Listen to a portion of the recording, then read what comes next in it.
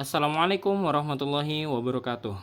Ismahuli, Anu Arifan Nafsi, nama saya Muhammad Yazid Ihsan dengan NIM 25112032021, Prodi Pendidikan Bahasa Arab, yang akan menyampaikan tugas presentasi ulangan tengah semester Filsafat Pendidikan Islam dengan dosen pengampu Dr. Habib Anwar Al-Ansori MPD. Jadi, langsung saja ke pertanyaan yang pertama. Berfilsafat termasuk dalam berpikir, namun tidak semua orang yang berpikir itu termasuk berfilsafat. Berikan narasi penjelasan pernyataan tersebut. Kemudian di slide selanjutnya, jawaban untuk pernyataan tersebut adalah berfilsafat memang berawal dari aktivitas berpikir, tetapi tidak semua berpikir termasuk filsafat.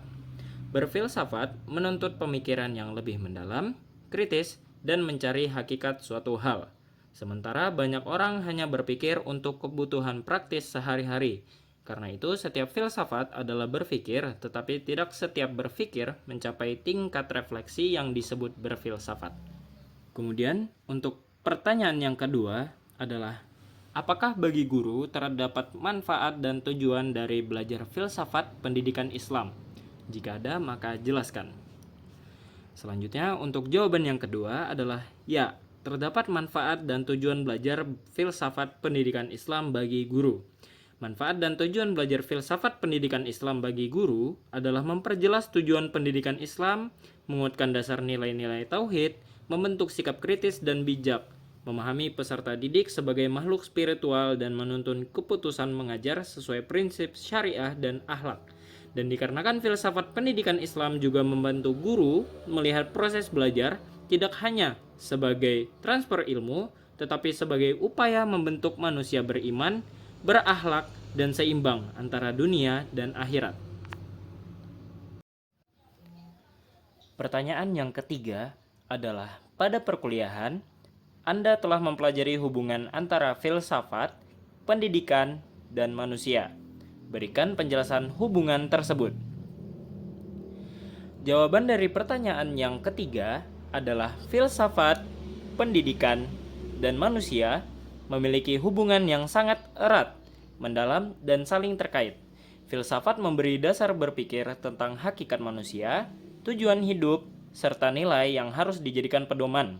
Pendidikan menjadi proses untuk mewujudkan nilai dan tujuan yang dirumuskan filsafat dalam bentuk pembinaan, pengajaran, dan pengembangan diri. Manusia adalah subjek sekaligus objek dari pendidikan, karena manusialah yang berpikir secara filosofis dan manusialah yang dibentuk melalui pendidikan. Seperti itu. Dan untuk pertanyaan yang terakhir atau pertanyaan keempat adalah, deskripsikan perbedaan aliran filsafat pendidikan yang terdiri dari aliran progresivisme, aliran esensialisme, aliran perennialisme, dan aliran rekonstruksionalisme. Diteruskan kepada jawabannya, yaitu macam-macam aliran filsafat pendidikan. Yang pertama, aliran progresivisme, menekankan pendidikan yang berpusat pada siswa, di mana pengalaman langsung, eksperimen, kreativitas, dan pemecahan masalah menjadi inti pembelajaran. Kurikulum bersifat fleksibel, mengikuti kebutuhan serta minat siswa dan selalu menyesuaikan perkembangan zaman serta dinamika kehidupan nyata. Kemudian, yang kedua adalah aliran esensialisme, menekankan pentingnya penguasaan materi inti dan disiplin belajar sebagai dasar pembentukan karakter. Fokus utamanya adalah pelajaran fundamental seperti matematika, sains, bahasa, dan moral dasar. Dalam pendekatan ini, guru berperan sebagai pengarah utama dan pengendali proses pembelajaran untuk memastikan standar akademik tercapai. Yang ketiga adalah aliran perennialisme, berorientasi pada nilai-nilai abadi, ajaran klasik, dan kebenaran universal yang dianggap tidak terpengaruh oleh perkembangan zaman.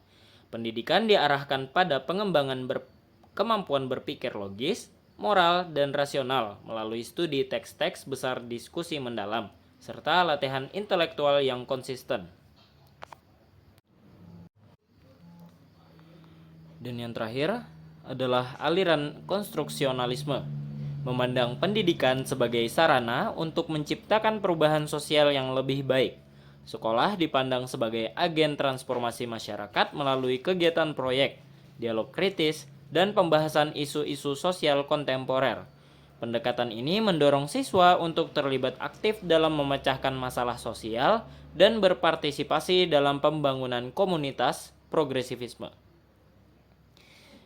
Dilanjutkan, kesimpulan dari perbedaan keempat aliran filsafat pendidikan.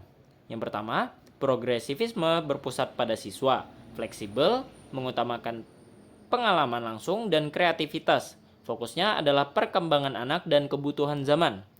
Yang kedua, esensialisme berpusat pada guru, menekankan disiplin dan penguasaan materi dasar. Fokusnya adalah pembelajaran inti yang harus dikuasai setiap siswa. Yang ketiga, perennialisme berpusat pada nilai-nilai abadi dan pemikiran klasik. Fokusnya adalah kebenaran universal dan kemampuan berpikir rasional yang tidak berubah oleh waktu. Dan yang terakhir, konstruksionalisme berpusat pada perubahan sosial, mendorong siswa kritis terhadap isu masyarakat. Fokusnya adalah pendidikan sebagai alat perbaikan dan pembaruan sosial.